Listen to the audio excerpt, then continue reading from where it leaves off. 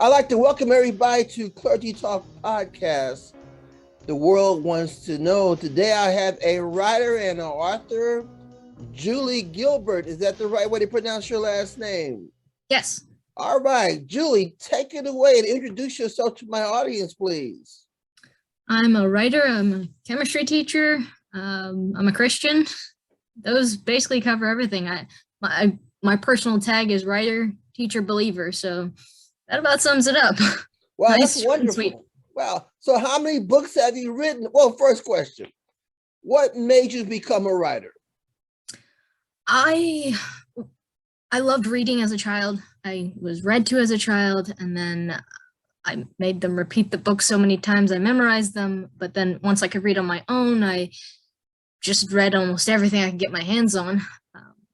And then, my mom had a huge collection of Christian fiction, so I started going through those. I love Star Wars, so I read a lot of the early expanded universe books.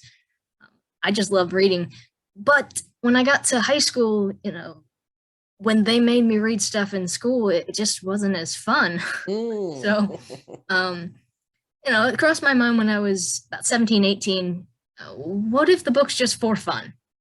And as I learned, a lot of things do have meaning, but it wasn't quite to the point that it was in English classes where it's, the green dress meant this deep thing. And I was just like, they just randomly thought it was green at the time. So I wanted to just write to see, because I had loved stories for so long at that point. I just wanted to see what I could do.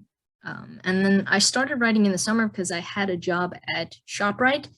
It was a sort of job, it was a great job, but you could just leave it there. There was nothing you could bring home. It was just, you go there, you punch in, you punch out. So I needed to occupy my time. In the meantime, I think that was the summer before I went to college. And then during each summer of college, same thing, I worked at ShopRite and I just spent the summers writing. And then I became a teacher, partly because I learned I didn't like research. I was a bio major. But my senior year, I think I had every kind of research problem you could possibly have, including the fact that I think it was some little tiny fish, whatever it was I was studying at the time, they just were not giving enough eggs to even complete the study. So this is a terrible way to do life. So the three major things you can go into when you're a bio major are you go on for more education, become like a professor. You could, actually there's four paths then. Well, any kind of teaching path. And then there's the research path, and then there's the medical path. And I didn't think I really wanted to go to medical school or anything like that. I mean, a lot of things that takes some serious dedication. Like you want to go in knowing I am preparing for this career. So I ended up doing teaching because the College of New Jersey at the time had a great program. They actually got rid of their secondary ed master's program, but for a long time they had been a teaching college. And, they even changed their name to the College of New Jersey. But for a long time it was just Trenton State, and they were known as a teaching school. So their grad program was pretty good. It was well established. Their application was just signed here.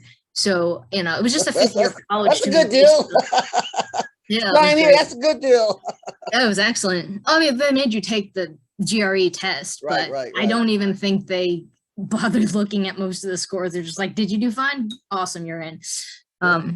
So I went that road to, it's not quite the alternate road to teaching, but I liked that teaching could kind of separate the two. I could get in science, and then I could also get the creative side, the writing side in. First year teaching, not so much, but every year beyond that, as you learn more and you have lesson plans to pull from, it's a lot easier. You can definitely separate your time. I mean, now I've gotten myself into a situation where I can work on teaching stuff, long days, like 12-hour days on one Saturday, but that's like once a month. And then the rest of the time, every weekend, every night, things like that, I have that time free to be creative. So that's how I got into the writing thing. So you're a chemistry teacher, right? I am, yes. Wow, that's like a lot of math, right? Yes, it is a lot of math, but it's a lot of easy math. Like I don't consider myself very good at math, but the math we do is a lot of multiplication, division, a little bit of addition. That's basically it. Oh, and maybe a few algebra things. Oh, we have an equation and you just got to solve for the various things. But that's as complicated as we get. You know, I look at some of the high school math that they're doing, pull out another class if they have 5 minutes, they do homework for a different class. I'm like, I have no idea what that says. But that's just because I'm not in geometry at the time. Or I'm not in, algebra 2 or whatever. Well, so, I always ran by math classes and went to the history class. Yeah. So tell me, more interesting. Yeah, definitely. What was the first book that you wrote? What was the first book? I think it was Heartfelt Cases. So Heartfelt Cases was actually 3 novellas, and I wrote them in the same summer. It was the Collins case, the Carverson case, and the Davidson case. Okay. They were, so together they made a novel-sized book, but individually they were only about 30,000 words. So they were actually too small to be considered a full novel in their own right. But that was just the first thing I sat down to write. Okay. Finished that in a summer. There are a few projects that I actually, no. There's at least one project that I don't even know if I finished. Or maybe I finished, but it was just completely terrible. And then I was like, this is fun, but like, no. So I buried that one. The first one I actually took and published was Heartfelt Cases, but I do believe there was at least one project before that that was just buried at some point. Okay. I took ideas for that and molded it into one of my other larger science fiction projects later, but that first story is still under wraps. So is that your favorite genre, sci-fi? Sort of. I mean, Heartfelt Cases is mystery. It's Christian mystery. Right. I do write in several genres. I write in fantasy. Some of the fantasy is like, most of fantasy, I would say, is actually Christian fantasy. Okay. I have a lot of sci-fi. Sci-fi, though, I love sci-fi because you can make it work as long as you can make the science make some sense. You can go with anything. And when you write mystery, you kind of have to stick to real world rules. The physics has to work. The chemistry has to work if you go deep into that. But I also like Devious Children is real world kind of science fiction. It's with genetically altered kids. So things like the dark side of science goes into science, but it's not science as we know, like doing traditional research projects. It's digging deep into what is possible in near future kind of science fiction. So I do a lot of that. I do a lot of government conspiracies. I know those are interesting. Yeah. And I would say even Devious Children runs into some of that. It just doesn't dwell on that point. It goes also into the emotions of the genetically altered kids. It's their lives and what they're trying to figure out. And everybody wants to manipulate them for some reason, but how do they react to life as is? There are a lot of other kinds of stories I like. I mean, another brand of government conspiracy I've been doing now is Assassin School. That's on Vella, so this is a different platform, but Kindle Vella is more shorter, serialized kinds of stories. So that is also a novella. It's about 21 chapters, 30,000 words, that kind of thing. No, shorter. Okay. I'm hoping to do more seasons of that, but as of right now, it's basically just introducing the idea of a school where they're training spies and assassins and things like that. Okay, so I got a question for you. Sure. Does the story come like bam, or is it gradually developed? A little bit of both, which I know is an infuriating answer. So the way I've worked is it comes with, I have an idea, and like the Assassin School, I know that's what I want to write about. So I end up just opening a Word doc and writing down as many ideas as I want to, these are possible ideas for future chapters. And then I outline, I kind of hammer those into more of a chapter 1, I'll open with this, chapter 2, it'll do this. And then the story does what it pleases. So I do get a lot of those ideas in, but they don't always go where I had originally envisioned them. Usually what happens is I get to start it off as I had envisioned. And then what happens in chapter 2 is influencing what comes in 3 and then 4. And then I got to wrap back around to talk about some earlier stuff because it still has relevance, weaving a couple different points of view or something like that. I'm open to being a pantser, but I do actually go in starting to plot stuff down. And I do eventually get back to the points that I wanted to. It's just all that stuff in between is free. I mean, my outline for a day might be main character gets kidnapped. Right. And that's what I have as on my outline. This is the bullet point that I'm checking off as I write this chapter. Okay. But what dialogue happens and who's saying what when, what is happening in what order, the actions that take place, all of that is organic. Well, I've read a couple of books on how to write a book. I haven't written one yet, but I find it like a lot of work just reading it, the preparation that's involved in writing a book. So how much preparation time do you actually spend? On those kind of outlines, I would say a day or two, Okay. and that's it. And then, I have a couple projects in the works, so I might put one aside for a couple weeks, but the actual, opening it up and working on it that time might be a couple hours. It also depends on the flavor of book. And because I write in a lot of genres, and also I also write nonfiction, since the pandemic, like during 2020, I had a real hard time concentrating on fiction writing. It was just, paying attention to so much world news. I was sick for a while, things like that. There were so many things happening that I just couldn't concentrate on fiction writing. So I actually did more nonfiction. And I've been realizing that just nonfiction takes a different kind of thinking. So it is actually something that I can do even while I'm somewhat distracted. Right. Some of the recent series I've been working on, I'm writing a teaching series. I'm also writing, it's basically the lore for a fantasy world. Okay. So it's one that I've worked in, one I've developed, but it's all of those. If you were playing a Dungeons and Dragons game or something, you would have a list of, oh, hey, this is the character you run into. This is a creature type you'll run into. This is the major quest that you're going to head into. And then, so some of the stories are short stories, essentially. They're story mode, so they're told like a story.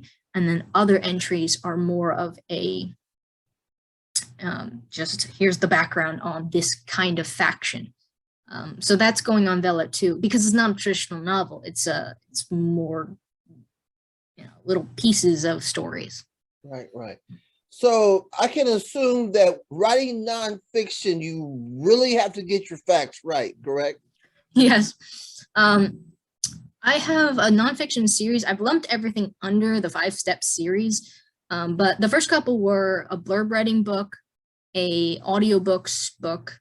That is mainly for authors wanting to put their books in audio, but they're not going to do it themselves. They're going to hire somebody to do it. So what are the steps that go into that? A lot of things have changed in the industry, so that book's slightly dated, but I was just on the edge of that. So I got to incorporate the new part where ACX codes didn't pay. My first draft of that, they had paid, but then I think March 2020, they stopped paying for codes because people were cheating. So I got to go back and edit that one chapter and, fix up the mention of, hey, now they don't pay for them, but it's still a good thing to do, or here's some alternates. And code sites come and go. Trying to get reviews is difficult, but it's mainly a book about how do you go about the process of hiring somebody? What are the considerations you need? What are this kind of lingo you'll run across? RH is rights holder. That would be you as the writer. Producer is usually the person you're hiring to. Stuff like that. Blurbs, a couple of years ago, the Kindle Worlds thing was actually a thing.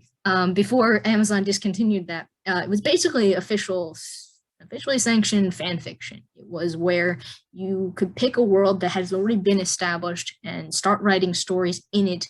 And then the author gets a cut, who made up the world, and then you get a small cut. But you also got bonuses in the beginning.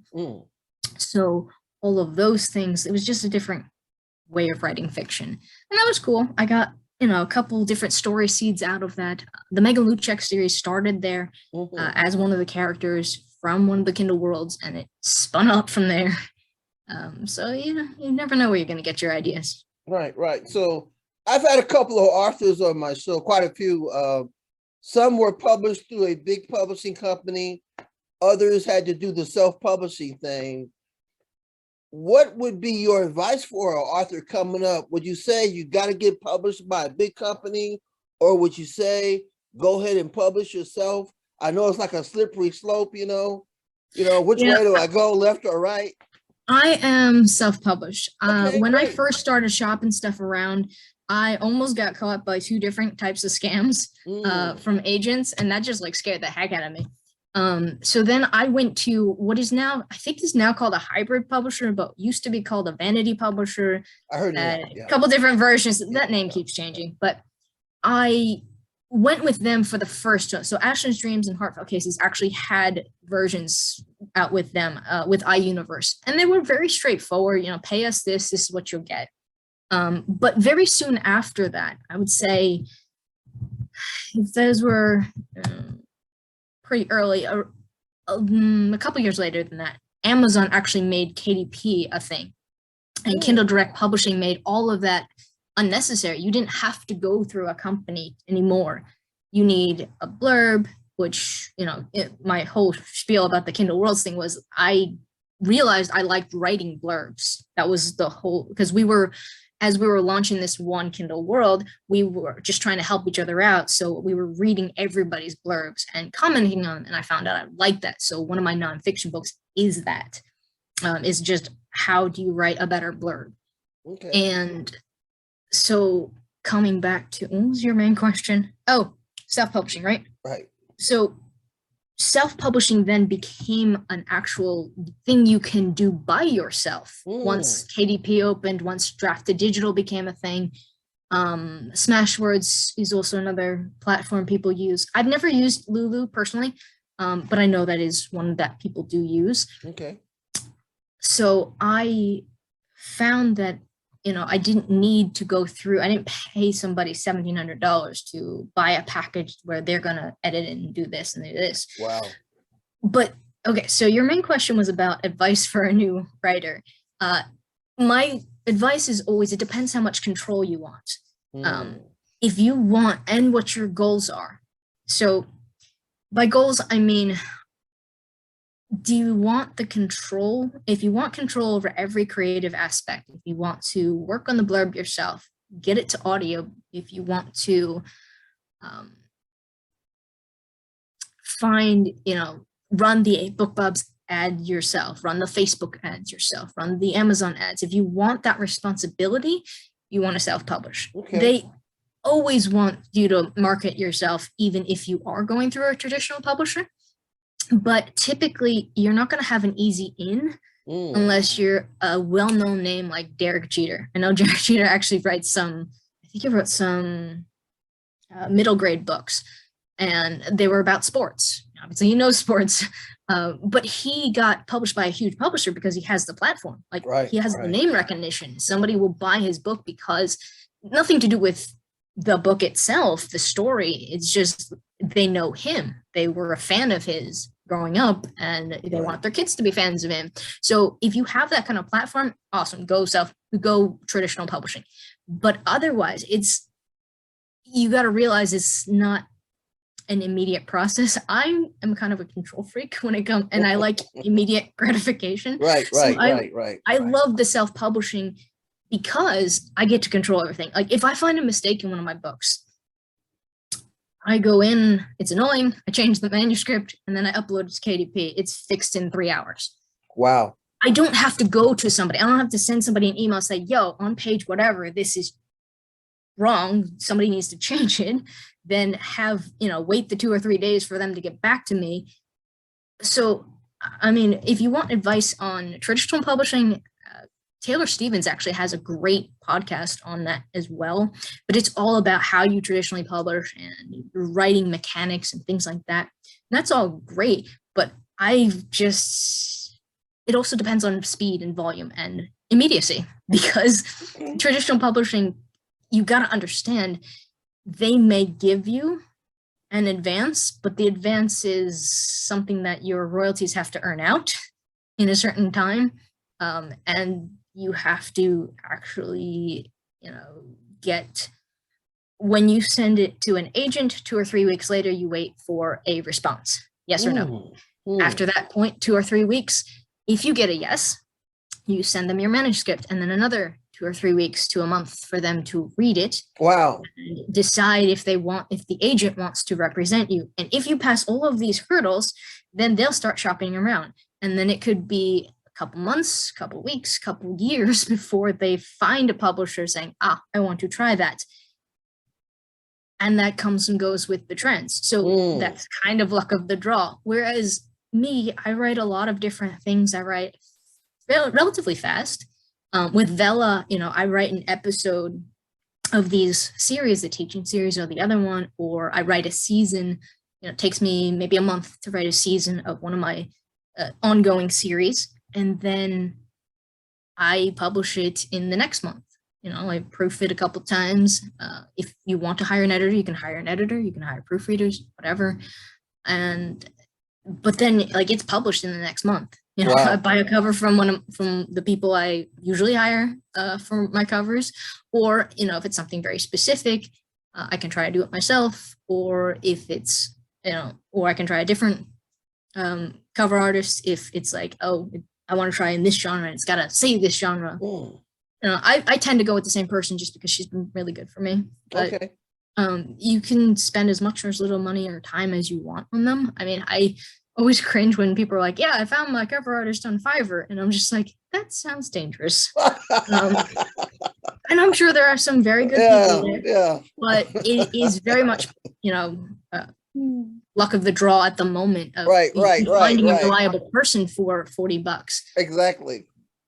I don't know how great that's going to be, but some of them are very pleased with it, and and Fiverr's not always about $5 deals. It's it's $5 initially, and then it's $30 if you want this and $30 if you want that and whatever. And you can upgrade a lot of stuff, and you can find a lot of great people, but there's also a lot of very shoddy and shady things going on as well. Yeah. So I took in a couple of deals on there, so I stopped. So now when I promote anything, I use Facebook ads, and that's it.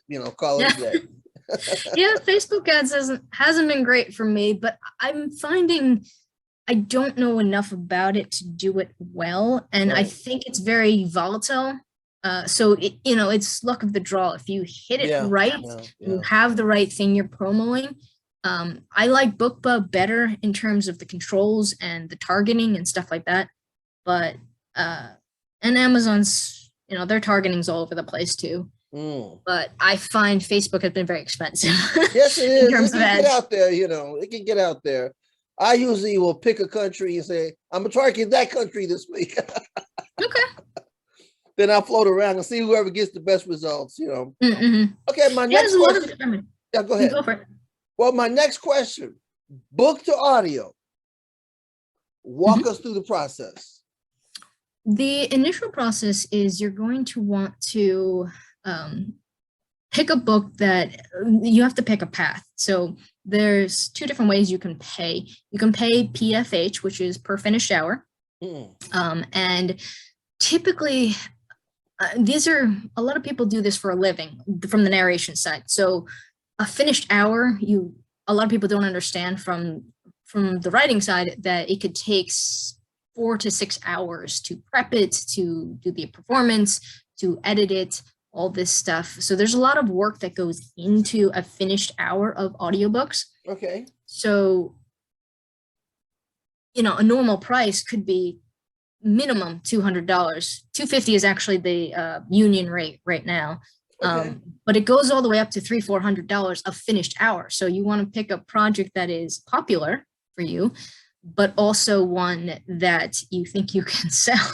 And, if you have great ebook sales, you'll probably get some audiobook sales, but you don't necessarily want to pick your 39-hour epic sci-fi fantasy saga, because that's going to add up real quick. Yeah. A typical mystery book could be 7 to 9 hours. Novellas would be 2 to 3 hours. Short stories, an hour. I've seen even kids' books up there for 5 minutes, and I was like, why? Why would you do that? My advice for that is, because a lot of kids' books are all about the illustrations, which is why when I'm hearing these audiobooks of kids' books that last 3.5 minutes, I'm like, the intro took longer than your entire story. What is happening? Why am I listening to this? So that's my random aside on that. But basically, you want to pick a path. So the other path is RS, which is royalty share. And a lot of things now aren't really pure royalty share. They're actually RS Plus, which is royalty share plus, or some version thereof. That's ACX terminology for that. ACX is Amazon's company for making audiobooks. Okay. Findaway Voices now has a platform where you can find some narrators as well. There are also a lot of smaller companies that if you have a narrator in mind, you can bring them over and use these other companies as a distribution platform. But all that stuff is like after the book is actually made. Some of the stuff you have to consider before going in, because the contracts you have to sign. But I always recommend use ACX yourself, because they have one of the largest platforms for selling. Okay. They're linked directly to Audible. Now, there are other platforms that can get you to Audible, but I personally like being able to see the sales from Audible instead of waiting for my sub distributor to tell me this is what came out of each one. Most of my sales have always been from Audible, so I like going to them myself. And then I'll go through Findaway Voices, but I will uncheck the distribute to Audible, ACX. But once you decide, hey, I'm going to make an audiobook, you've decided what book it is, you've decided your budget. You have to be aware that a 5-hour book could cost you upwards of $1,000. So wow. This is an investment, or you got to have different goals. It's not about yes, I want to sell 1 million copies of it. Oh, that's always nice. But you need to realize you may or may not make back your investment based on a lot of different factors. Then one of the key points you need to do is have a narrator or find a narrator. So if you got to find a narrator, you got to open up auditions.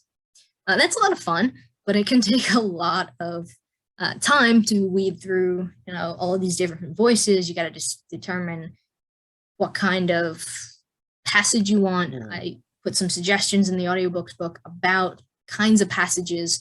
And actually, my estimate's kind of on the long side. I said, I believe 500 to 1,000 words, just a couple pages. But even so, that is about a 5 to 10 minute edition. And if you're going to listen to them all, that's a lot of time investment. But also you want to, when you're picking a passage, you want to make sure that you get the main character in there, that you get a little bit of the normal narration, just what is their normal reading cadence. And then you want to pick some dialogue. If it's a fiction book, you need to know, is their dialogue going to, can they do voices? Can men do credible women? Can the women do credible men? Whatever. You need to consider a lot of things.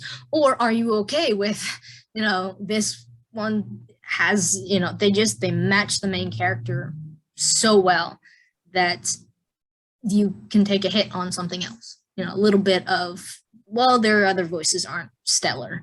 Okay. But I really love them for this. So if you do PFH, you'll probably get a lot of hits unless your rate is terrible. Like $50 is not a great rate. $50 per finished hour. Okay. Hour is usually it's the equivalent of like, I'll pay you $5 to $10 an hour. Okay. To invest your life in my story.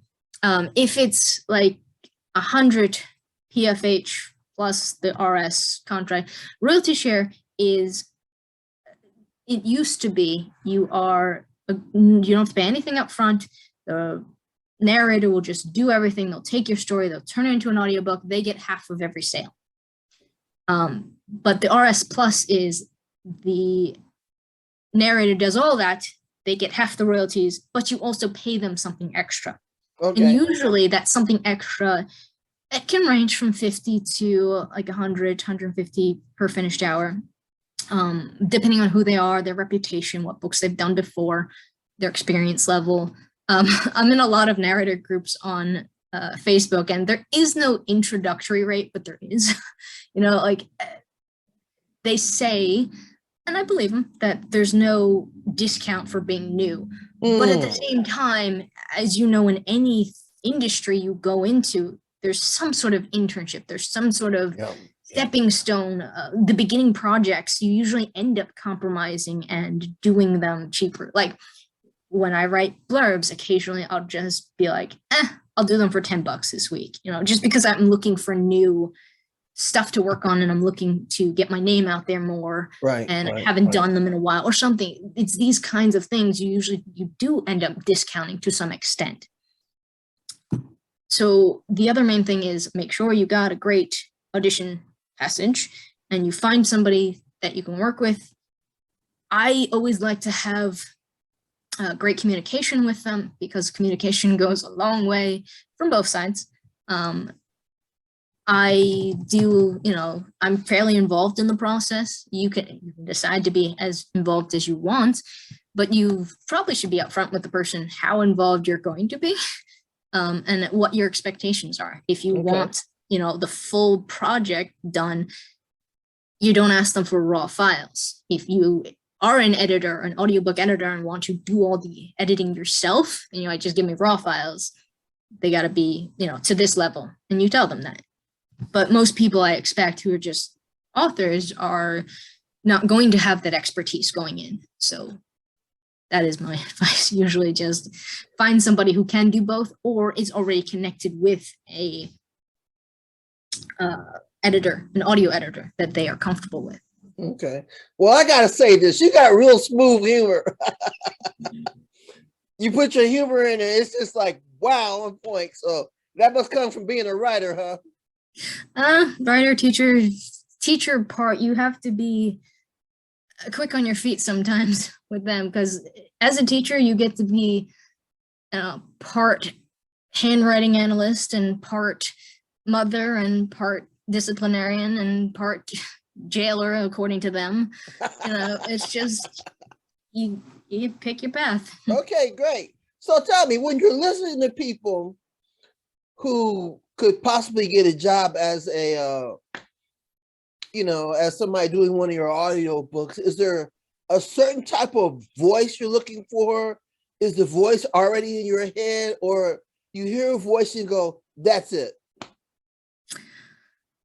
That is a great question. I've actually, one of my favorite reviews, they tell you don't listen to your reviews. I do sometimes. I like to argue with the low ones occasionally, but I also, one of my favorite reviews said, she's really good at picking the voice for the books. Okay. So when I do auditions, I do PFH, I do a reasonable rate. It's not as high as it could be, but it's also not super low. I usually get about 100 auditions. Wow. Of the 100 auditions, most of them will be great. And some of them are just not right for the project. I have actually in the past picked the wrong voice. I've picked a man who did one of the earlier books for me. I loved his voice, but I didn't even realize, I didn't think about it at the time, that the next book I wanted him to do was from first person to female perspectives, like two teenage girls. And he contacted me, was like, I can't do this. I'm just not the right person for you. And I'm like, so you're right. So I had him switch with a different person for another book. And it was great. They worked out fine. But you want to go and think about all those considerations. Is the main character female? Is the main character male? In romance, there's a big push now for duet or dual. narration. No, duet is when both are reading all parts. So like there's one, like the man will do all the narration of the normal things, and then every female voice will be done by the female narrator. Dual would be usually, this passage is from the guy's perspective, he does all of that. This passage is from the girl's perspective, she does all of this. And there it is usually a little cheaper because you only pay, they're doing 55% of the book, they're doing 45% of the book, so your payment is split that way. Whereas duet, you're essentially paying them twice because you have to pay both narrators for both parts because they're doing the book as a whole. So I was reading a long time ago one of my books called How to Write a Book, which I never wrote. And it said the formula for romance stories is guy meets girl, guy loses girl, guy gets girl back. Is that pretty much the right formula? I don't know these days. I mean, these days it's usually couched in guy is a vampire and girl is hapless go lucky person, and then oh my goodness, finds vampire and wants vampire. Oh wow. But so I actually don't know much about romance because I don't write in that genre. I have read a few things now, especially reading some Vela projects. But what was your original question here? It was about the audio, the book to audio, and the book to audio adventure. We were talking about romance thing, and that just kind of popped in my head. Yes, we went off on that. Yeah, I drift sometimes. Sorry. It's fun. It's fun. It's just, I don't think I fully answered your question. My concern. Well, I was probably looking at it from an old school perspective, like the 70s. It's fine. Well, yeah, I don't know. Lost my train of thought. Oh, it's okay. So tell me, what is your favorite book that you have put out there? What's your favorite one? Also a really hard question. I like a lot of them. It comes and goes. I usually end up liking whatever I'm working on, but I wouldn't say, the nonfiction teaching project, I wouldn't say that's my favorite project because usually the stoichiometry workbook was probably the last thing I finished, or the moles workbook. Those aren't my favorite because that's very much too close to the main job. Right. Of, the day job of doing lots and lots of chem problems. So not my favorite. But of the others, I like them for different reasons. I love in the sci-fi Anotech Chronicles is probably my longest series. Okay. Just for sheer length and scope. It's epic sci-fi. It covers a couple of generations. It covers so I would say that's the most ambitious, and I like it for being the most ambitious. As far as like being light and fluffy, I like the Megan Luchek series because it's very much there's mysteries, there's lots of kidnappings. I have a thing about that. So my friends are like, every book you have has a kidnapping in it. Right. I think there's 2 titles we figured out. 2 titles do not have a kidnapping in them. But I like that there's a lot of humor in it. There's a lot of tech. There's a lot of I like the characters. But then I also like Guardian Angel Files was a fun one. And that's because it's Christian fantasy. Right. But it's basically about, angels versus demons, and these angels are in training, but there's a lot of philosophy. It was probably the deepest book I went into philosophically, about good versus evil, why bad things happen, all these ideas. So I liked being able to dive deeper into that. Right. I'm working on a new project that's Lit RPG. Lit RPG is very new to me, so I'm excited. I like that one. It's not actually complete yet. It's about 15 chapters of what should be probably 40 to be a book. And I had envisioned that as a series, so that's a long way from complete. But I like being able to explore new things. I think, the people who actually make a lot of money doing this are like, stick to one genre. And that's what I meant before when I said that you kind of gotta go into both paths, the traditional and the self-publishing, with what are your goals. Same thing with audiobooks.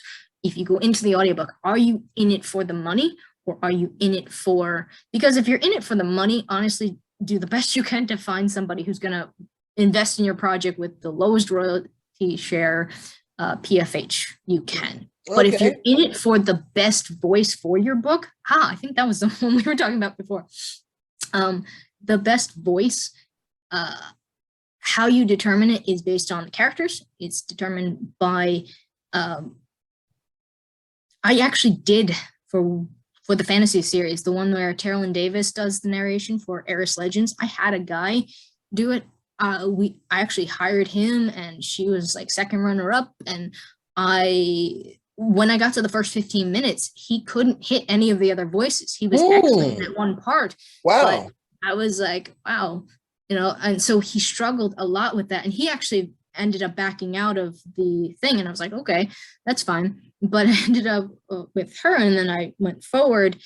But so sometimes it's the voice chooses me, and sometimes it is a matter of like, I had some great auditions for the fantasy book that was about a little girl teenage girl, and I ended up going with a woman, but it was a British narrator. But the two voices I was going between were a male narrator or a female narrator. But it was the style of story. It was very much, fairy tale kind of short that could be done by either. Whereas Ashton's Dreams and Nadia's Tears, that series has to be done by a female because, as I learned, main perspectives are female. They're a 17-year-old and a 13-year-old. So you gotta pick between that. But also, what I always run through my head is, do I like this voice enough to listen to for the next 40 hours of my life? Because you are going to listen to the first 15 minutes. Then I listen as they give me files. I usually get back to them with corrections. Usually the corrections are nothing big from my end. And I try to tell, authors, don't have a voice in your head. You may think you know what the character sounds like, but if you have nobody in your price range, typically, can mimic to that extent that they're going to sound exactly like the voice in your head, you just have to pick something that you like well enough to be able to hear time and time again, because start to finish, you can hear this 4 or 5 times. You'll listen to it as they give you raw files. You'll listen to it as they give you corrections. The corrections are usually, I read through my manuscript and be like, did they change the meaning of it? I usually point it out. Or did they, I usually give them a color-coded, like, these are optional changes. These are like, yo, it's actually wrong. And these are, I'm just noticing this. If you want to change it, cool. If you don't want to change it, it's fine. It still makes sense. Because when somebody's reading out for a long time, they tend to, they just misread a sentence or something. But a lot of times they have the same exact meaning. Like the sentence is different than the book, but it's fine. There's no reason to change those. Okay. If they missed the knot, and the knot is going to change the entire meaning of the sentence and the passage, then you definitely want them to change it. So those are the kinds of things you go into with them. And all that has to do with even pulling out what kind of voice you want. When you listen to the auditions, did the person have a bazillion mistakes in there? Or was it an excellent, clean copy? Or was it, you love the voice, but it has these mistakes? You just gotta pick. There was one for, I think it was a thriller kind of series. It was shorter story, but it was about a guy stalking a girl and her best friend. So, the two of the 3 main people were male. I did end up going with a male voice, partially because he fit the bad guy to a T. He did the woman credibly, he did the other guy credibly, but he spot on was like, you have a creepy voice for this. So it depends on your passage. It depends on what book you have and what you're looking from it. Okay. So I got another question for you. This is going to be a curveball. Somebody walks up to you and say, Julie, I know you're a writer. I want to read a book that's going to take me on a roller coaster ride. What book would you tell them to read? Roller coaster ride? Yeah. I'd say Scratched Off. Scratched Off is about a serial killer. It's about an FBI agent. It's standalone. It's in Kindle Unlimited. But I would say that's the one that goes deepest into the dark side of, what is the killer thinking? Why does he want to do this? Just right off the bat. But it also goes into the FBI agent. It goes into the love interest. It goes into. So I would say that one's probably your roller coaster ride. Or the other version would also be, and I always feel bad about saying, I hope you enjoy this book, is Beyond Broken Pencils. That is the book about a school shooting. So if you want like emotional roller coaster, depends the flavor of roller coaster you want here, but that one is deepest, darkest, psychological. Why does this happen? What happens? What reasons are there? Contrary to one of the reviews, I did not do that specifically blaming video games. He plays video games, but he's also a teenager. They don't play video games. They're typically not usual teenagers. They have other interests like reading, or they have interests like the play or things like that. But video games are a very common one for all sorts of teenagers. Wow. But yes, those would be my two emotional ones. Okay. Well, Julie, is there any last thing you want to say to my audience, my listeners, whether it be advice or anything before we end this episode? Well, thank you for having me. I appreciate it. They can always get in contact with me. I have a website, juliecgilbert.com. I'm on Facebook. You can just type that into the search bar up there and it'll probably pop right up. I'm also on Twitter, but like rarely. I'm also on Instagram. I think that one is Julie C. Gilbert writer _writer. Okay. And that's usually all my contact info. deviouschildren@gmail.com is another way they can reach me. Check out all my Vela series. Check out all my books. The Amazon page probably has most of the titles. The audiobooks, I still have free codes for a lot of audiobooks because once the code thing bust, very rare, very hard to get rid of codes now. So if you're interested in free audiobooks, I has lots. Contact me. Well, that sounds wonderful. Well, Julie, you have definitely educated me a little bit more on what it takes to be a writer and all the obstacles and hurdles writers have to cross. And I want to thank you very much for being on Clergy Talk Podcast. I wish you all the success in the future. With that being said, you have a blessed year. You too. Bye. Thank you.